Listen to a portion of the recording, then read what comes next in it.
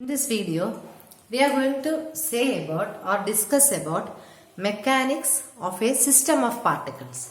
So in the last class, we started with classical mechanics and we studied that classical mechanics is the macroscopical study of the properties, or we study about the macroscopic properties of a system. That is what we mean by classical mechanics. അപ്പോൾ ഒരു പാർട്ടിക്കിളിന്റെ അല്ലെങ്കിൽ ഒരു സിസ്റ്റത്തിന്റെ macroscopic പ്രോപ്പർട്ടീസിനെ കുറിച്ച് പഠിക്കുന്നതാണ് നമ്മൾ classical mechanics എന്ന് പറഞ്ഞു.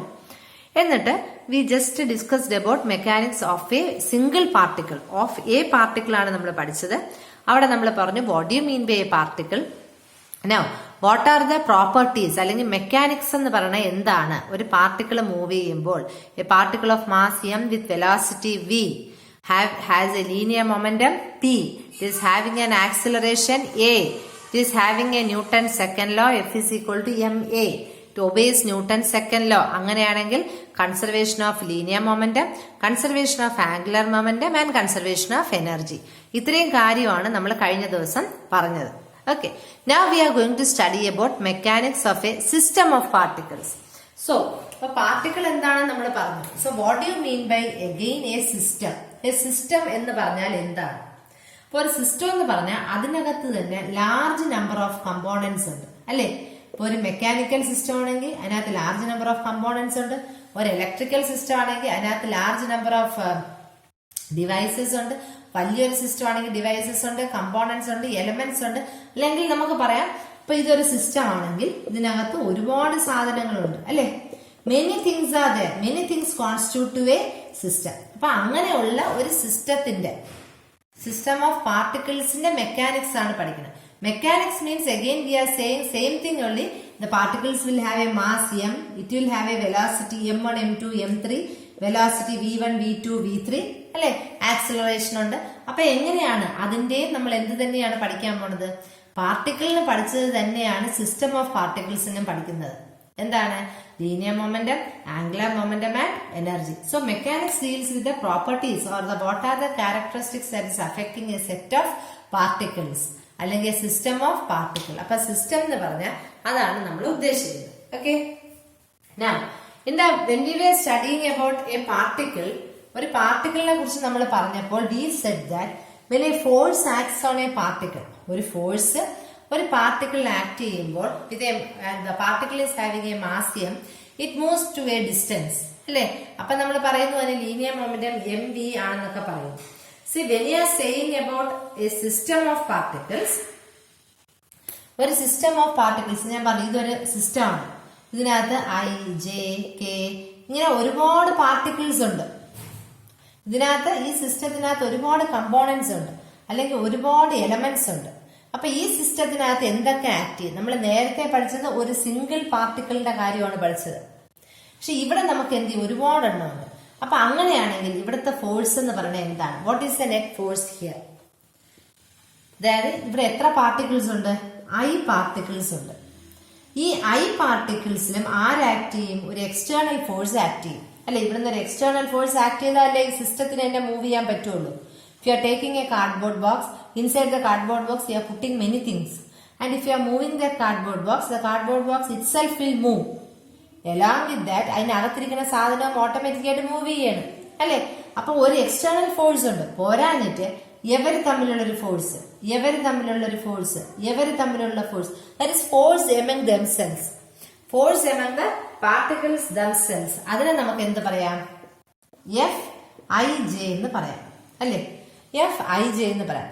Fij എന്ന് പറയുമ്പോൾ രണ്ട് പാർട്ടിക്കിൾ അല്ലേ ആവുള്ളൂ. അപ്പൊ സിസ്റ്റത്തിന്റെ മുഴുവൻ പാർട്ടിക്കിൾസിനെ നമുക്ക് എങ്ങനെ പറയാം?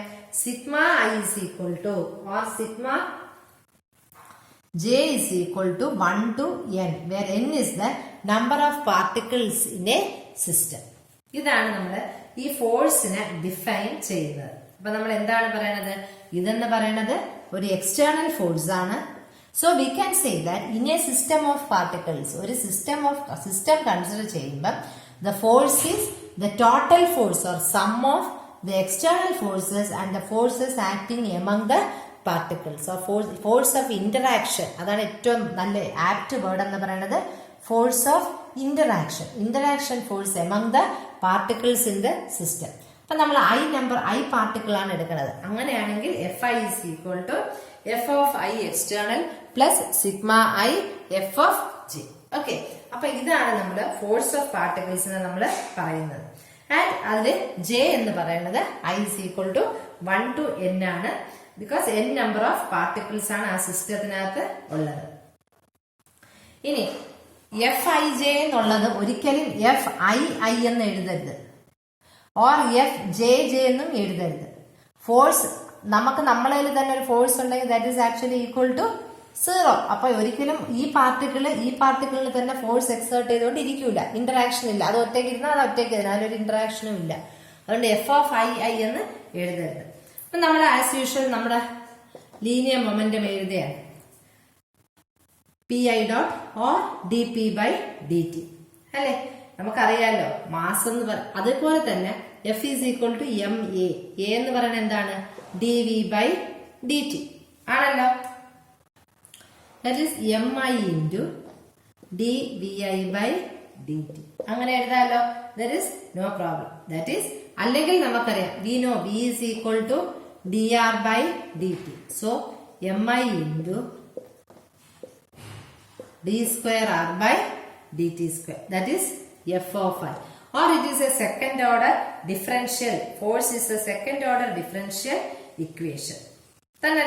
Now when the sum is taken over all the particles in the system, നമ്മളൊരു സം എടുക്കുമ്പോൾ എന്താണ് നമ്മൾ എഴുതുന്നത്?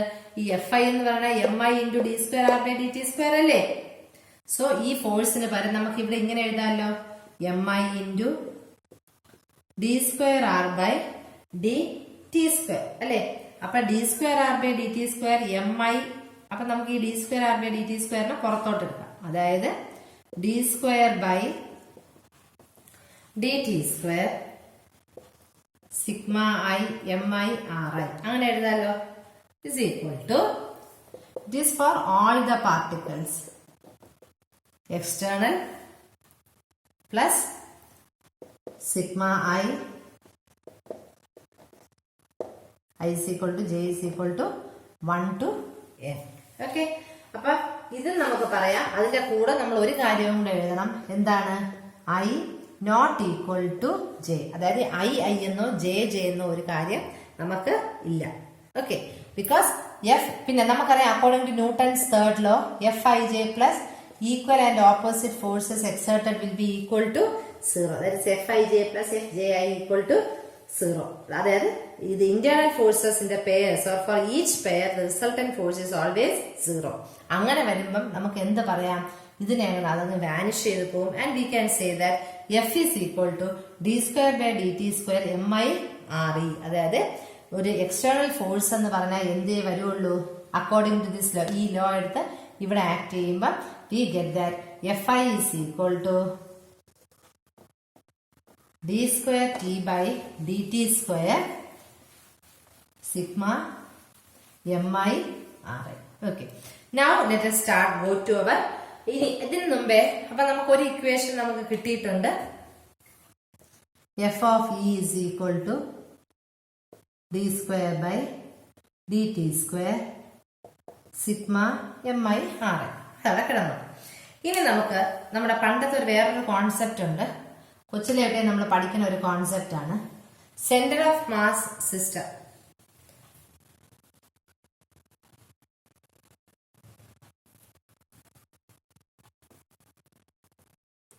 Centre of mass system. അപ്പൊ നമുക്കിവിടെ ഒരു mi, m1, m2 ഒരുപാട് പാർട്ടിക്കിൾസ് ഉണ്ട്. Let us consider one particle. അപ്പൊ അത് ഒറിജിനിലോട്ട് ചേരുമ്പോൾ നമ്മൾ എന്ത് പറയും? അതിന്റെ പൊസിഷൻ വെക്ടർ എന്ന് പറയും with respect to distance from origin to mi. Let it be equal to r1. നമുക്ക് ഇവിടെ വേറൊരു പാർട്ടിക്കിളിനെ കൺസിഡർ ചെയ്യാം, m2.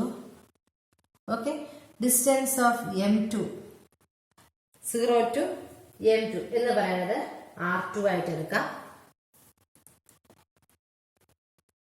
and this is the center of mass r. okay, ഇത്രയും നമുക്ക് പറയാം. അതായത് we are going to consider two particles, that is m1 and m2.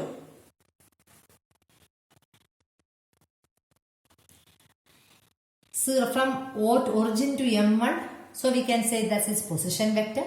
And from origin to M2, we can say position vector is R2. So center of mass, these two particles center of mass assumed to be it is here. So that is equal to R, such that R is equal to M1 R1 plus M2. വേണമെങ്കിൽ M1 plus M2 നമുക്ക് വേണമെങ്കിൽ sigma M എന്ന് എഴുതാം. Okay, അപ്പൊ ഇതാണ് നമ്മുടെ centre of mass system. അല്ലെങ്കിൽ നമുക്ക് എഴുതാം, ഇപ്പൊ ലാർജ്, ഇപ്പൊ നമ്മൾ M1 M2 മാത്രമല്ലേ എടുത്തത്. ഇപ്പൊ നമുക്ക് large number of i particles ഉണ്ടെങ്കിൽ എന്ത് എഴുതും? Sigma MIRI by sigma MI അല്ലെ. ഈ സിഗ്മ MI വേണമെങ്കിൽ നമുക്ക് ക്യാപിറ്റൽ M എന്ന് എഴുതാം. അപ്പൊ sigma MIRI by capital M. Where sigma MI is equal to capital M, that is the total mass of the system. അങ്ങനെയാണെങ്കിൽ നമുക്ക് F external എങ്ങനെ എഴുതാം? F external is equal to sigma MI ക്ക് പകരം നമുക്ക് M എഴുതി കൂടെ? RI അതിന് പകരം നമുക്ക് എന്ത് എഴുതാം? d square R by dt square. അല്ലെങ്കിൽ നമുക്ക് ഇങ്ങനെ എഴുതാം, M into A centre of mass. കാര്യം ഇവിടെ ക്യാപിറ്റൽ ആർ അല്ലേ എടുത്ത പൊസിഷൻ വെക്ടർ. അപ്പൊ F is equal to M A C R. ഇനി നമുക്ക് ഈ കോൺസെപ്റ്റ് എല്ലാം വച്ചിട്ട് will just go to our conservation laws. Okay, so let us start with the conservation of linear momentum. Linear momentum തന്നല്ലോ. അപ്പൊ നമുക്ക് already ഇപ്പൊ നമുക്ക് അറിയാവുന്ന ഇക്വേഷൻസ് ഒക്കെ ഉണ്ട്. That is R is equal to sigma MIRI by capital M. നമ്മളിപ്പോ പറഞ്ഞതാണ് equation. Or we can say cross multiply ചെയ്യുമ്പോൾ M of R is equal to MIR അല്ലെ. നമുക്ക് ഈ ഇക്വേഷൻ ഒന്ന് ഡിഫറൻഷിയേറ്റ് ചെയ്യണം. We know that mass is a constant. So M into dr by dt is equal to MI into dRI by M1 into dr1 by dt. M1 ഇത് MIRI അല്ലേ, നമുക്ക് ഇങ്ങനെ എഴുതാം. M2 plus MN dRN by dt അല്ലേ.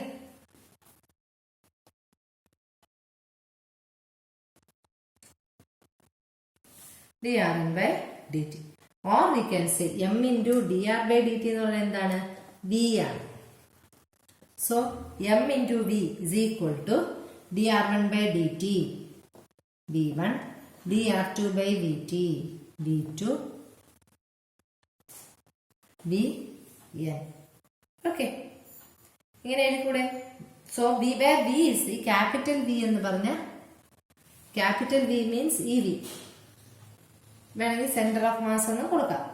E is the velocity of center of mass and sigma MI VI എന്ന് പറഞ്ഞ that is PI, that is a total linear momentum. Total linear momentum. So total linear momentum is the product of mass of the total mass of the system and the velocity of the system. വേണമെങ്കിൽ ഇതിനെ ഒന്ന് differentiate ചെയ്താലോ? d by dt of M of V. M constant അല്ലേ. അപ്പൊ d by dt of d into d by dt of V അല്ലേ. V യെ നമുക്കറിയാം. V എന്ന് പറയുന്നത് again it is dr by dt. അപ്പൊ നമുക്ക് എന്തെഴുതാം? M into d square r by dt square. We already know the equation. F of external is equal to dp by dt, that is d by dt of mv അല്ലെ. when external force ഈ force 0 ആവുമ്പോൾ when this is equal to 0, when this force is 0, what will happen? P is equal to mv. P is equal to mv is a constant cc. So we can say that whenever the total external force F of E acting on the system is zero, we can say that linear momentum is conserved. We can say that linear momentum is conserved, and this is the law of conservation of linear momentum.